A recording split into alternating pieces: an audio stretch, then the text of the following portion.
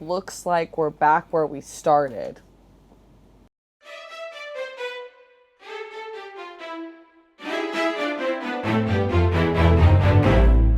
It's been about 48 hours. I've returned from Vegas a new woman. Lots of things happen, as you just saw.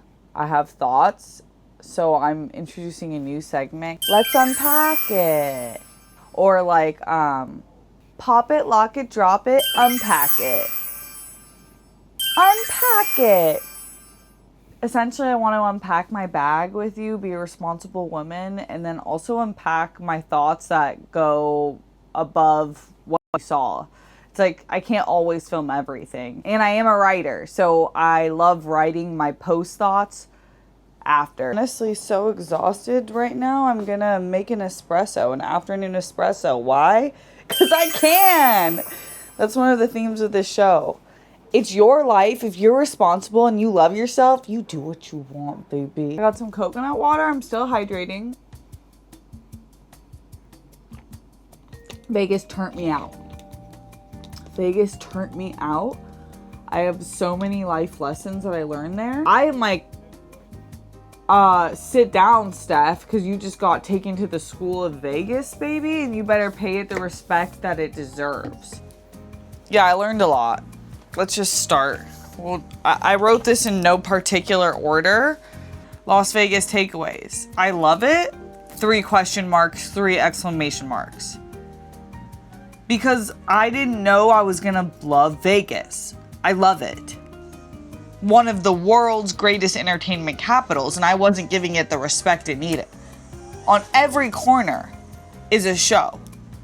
Every single hotel puts their whole footsies into the design and into the vibe of the location. Every hotel, they're killing my vibe. Let me close this window. See, we should have stayed in Vegas. Like, they're not here to play. They're like, we are telling and we are showing. That level of care and concern for my eyes and my visuals and my vibes it's a huge thank you for me. Like, I love when people put effort in things. I'm a believer in the school of trying is sexy. I think people who try are amazing. And I know that there's this new wave of like everything's cringe, and if you put effort into anything and you show you care about anything, you're a cringe fuck. I don't agree. I'm like, oh my God, even if it is like they messed up on this, they tripped, they said a little something. Like, if they're trying and not being an a-hole, if they're just trying at something they're passionate about, I'm obsessed. And that's what I feel like Vegas is. They're trying so hard to please. And I have nothing but respect for that. Next up on the list, we ended up getting the Cirque Du Soleil Ka show, K-A. All I knew is that it was a martial arts meets romance performance. And the most insane use of the human body ever. It is so important to go see the arts, not because you're supporting the arts, which is also a good enough excuse and reason, but I think all of us are creatives at heart. We were born to create in one way or the other. I feel like it is a shot of lifeline into your veins when you see a show that is amazing, or if you go to some artistic anything that's amazing. And that's how I felt at Ka. What they were doing with their bodies, I was like, oh my God, this is a wake-up call that my 30-minute walks on the treadmill when I go uphill isn't that impressive. When I'm like incline 12.0 on the treadmill and I'm flexing my butt cheeks and I feel like a superhero. Then I go see Ka. One of the things that just blew my mind was no cord. This guy had no cord on him. There was 2 of them, 2 guys. They actually looked like twins. I don't know if they're brothers. There was like this spinny thing, like imagine like a human size hamster wheel, but bigger, like could fit like 100 humans in it. These guys are on top of the wheel running on the top of the wheel themselves and like jumping in the air, landing back on the moving wheel, jumping in the air, landing back on the moving wheel. One of them's on the bottom, one of them's on the top. What? At any moment, they could have misstepped and died. It was a fall you could not come back from. And they were like, cha, ta, cha. And you could tell some of it was improv. Like, I'm sure they're like, see how your body's feeling that night, how far you're willing to push it. They pushed it. They pushed it to the absolute limit. I was like the annoying person and like, wow, woohoo! Oh my gosh. I couldn't help it. Oh my gosh. You guys are amazing. And that was just like a little, everything they did was amazing. I was so moved and I was like, I gotta get back to work. Not like I'm trying to be a Cirque du Soleil person, but just like the idea that if you work hard enough that you focus on something and you just try, you know, put in your 10,000 hours or whatever that concept is into something, then you could make someone in the audience in your life be like, oh, you're inspiring me. It was so good. Okay, let's unpack a little bit. I didn't even wear this. I don't even know why this is here. We're just gonna fold it up. Harry makes fun of me. He's like a professional folder. I've never seen anything like it. I'm not. Things have to go in their drawers or they need to be hung up wherever their home is, and that's cool. I don't really care how it gets to its home, what it looks like once it's in its home. It just needs to be in its home. This outfit was a smash hit, real winner. I can't lie to you. I was getting stared down. From the moment I entered a casino to the moment I left, all eyes were on me. That's how it felt. That's how it felt. Didn't bring this, but I wish I did because, as you know, some cowboy things were occurring. Man, that would have been actually... Why didn't I bring that? Like, I should have just packed that. That was so small. No, I can't be in the past. I've got to look forward, darling. That was my Edna Mode impression. Let's talk about the elephant in the room. Beyonce. I'm a Beyonce fan. But I won't lie, I didn't know that that was the last day of her tour. I didn't know that she was going to be in Las Vegas. Let me take off my glasses while I talk to you about the Queen. She deserves everything and more in terms of respect and her flowers. She deserves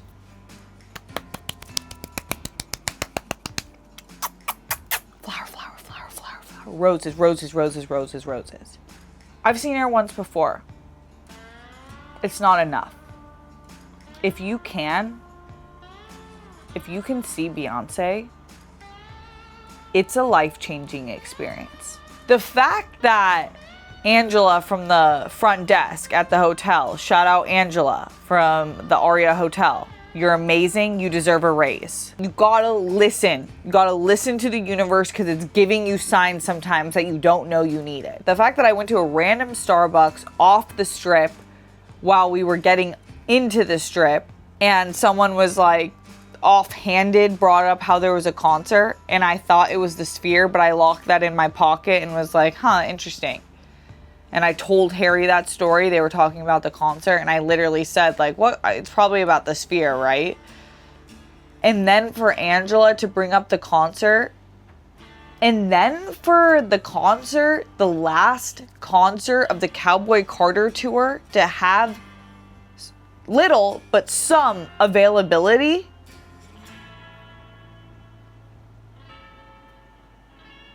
I've never felt more loved and resonance from the universe. I told Harry, I was like, I think I told him before we found out about it. Like, I did. We were on our way there and things were just working out for us. Working out for us. And I said, I feel so much resonance about this trip. I want to define resonance for you guys. Resonance implies a positive connection or emotional response, while dissonance suggests a lack of harmony, conflict, or disagreement. I want you to clock that. Because learning those two words and then being receptive to what those feelings are will change the way you make decisions and how you approach things in your life. And I'm serious. Like, I hate to get all... Let me raise my pants for you. I'm serious, guys. When you feel like... When you're around friends that you're super jokey, you're like, I've never been funnier. Should I try comedy? Or if, like... you're just, you're just vibing high. Like someone puts an extra smiley face on your coffee order and then you go into a busy parking lot and a parking spot just opens up right in front of you. And then the rest of the day proceeds and it's like you're flying high. That's resonance. You're feeling resonance. You're feeling like this energetic goodness. Like the universe is responding to you and you're feeling it. So look out for those feelings and then go to those feelings and try to be with those feelings as much as possible, because those feelings, the feelings of resonance, will lead you to the promised land. Dissonance is when you don't feel good. You feel like that negative energy. It's not harmonious. It's like the record stops. You're around someone who you just feel more insecure than usual. You're like, oh my God, I just am having a bad day. You're in traffic. Like things are like not awful things, but little things that just don't make you feel good are happening. That's dissonance. And those will lead you to bad things that happen. Okay, so look out for that. I'm putting you on game. So I said, Harry, I'm feeling a lot of resonance about this trip. 1 hour later, we said, there's no way there's still Beyonce tickets on sale. But if there was, you want to go, right? We were geeked. We go on some ticket site. There's a few tickets left. I'm moving my thumbs as fast as possible to get these tickets. We get tickets. We're going to Beyonce. The last night of the Cowboy Carter tour. When Cowboy Carter came out, and I was concerned. I don't like country music. Do I think that Beyonce can do country? Absolutely. She's a Texas country woman. I don't know what else you're asking for, so I don't want to hear it. That's my view on this. It's not even my view, that's a fact. Anything else is weird. I don't know why you're gatekeeping. One thing I can't stand, a gatekeeper. Ew, ugly, hideous, gross. Not my vibe. So yeah, I was a little concerned that she was doing a country album because I don't love country music. Shout out Faith Hill and Shania Twain. I've always loved them too. I have always loved them too. And there's a few bangers here and there. Country Girl, Shake It For Me. That's a banger. But for the most, I like Shabuzi. But for the most part, no. It's not my thing. But when I started that album, I was like, oh my God, this is a country I like. Then I hear Dolly Parton. Oh my God. The Queen. And I knew it was a wrap. And so there's honestly not a song that I don't like on the album, but there's about 6 songs that I heavily repeat. So at this point, it's Saturday. We already planned that we were going to the Arte Museum. And we still were. But we packed 8 days into one. Honestly, the one day that Saturday felt like an entire week. It was incredible. I'll get to Arte, but for now we're still on Beyonce. The one thing I was so worried about is that I know that going to Beyonce concert is like going to a fashion show. And this theme was Cowboy Carter. And I love a theme, but I wasn't prepared for the theme. So I had to just swallow my pride, release my ego, and know that I wasn't going to be in theme. So I just wore what I had, which was, I did bring these jeans, which I was really happy about because I do think these are kind of cowboy-y, and they have the boot cut.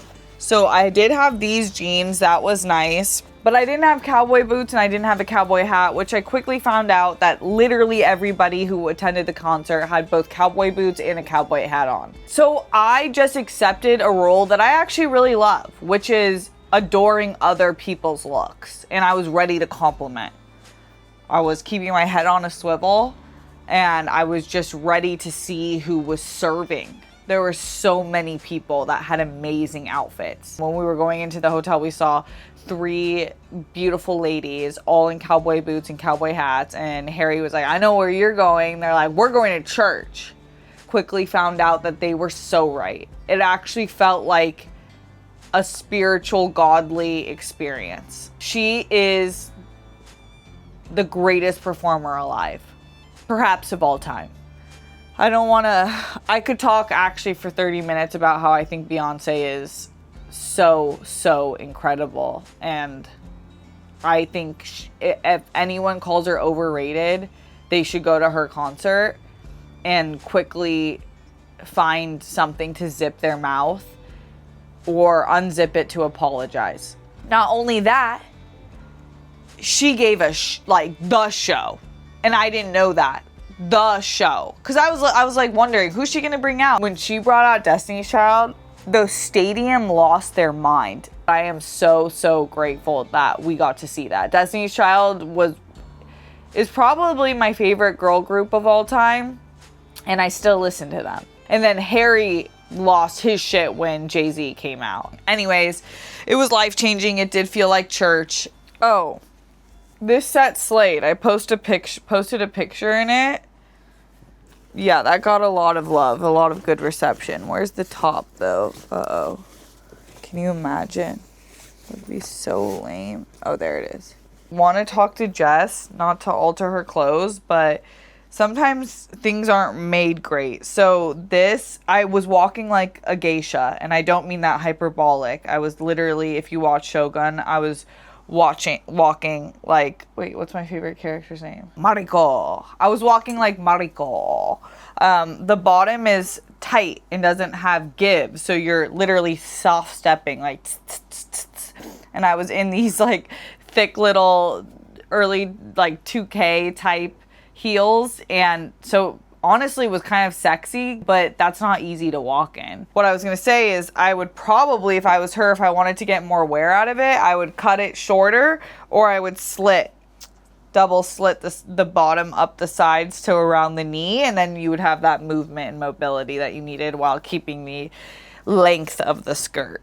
There's some things you can do to clothes that you love that you don't want to get rid of, or maybe you wore them one way and then you want to change it up and give it new life. There's definitely ways to do that. Next on the list. The pool is amazing, but you have to find shade. I personally need to be under an umbrella because I don't like to bake. I don't like to bake in the sun for long. Honestly, after 5 minutes of a no shaded area, I was like, I need to be under shade. And luckily I found a seat that was under shade for a while. And then once the sun moved, I was no longer under shade, and I wrapped it up quickly. I'm just not meant to be out in the sun baking for that long.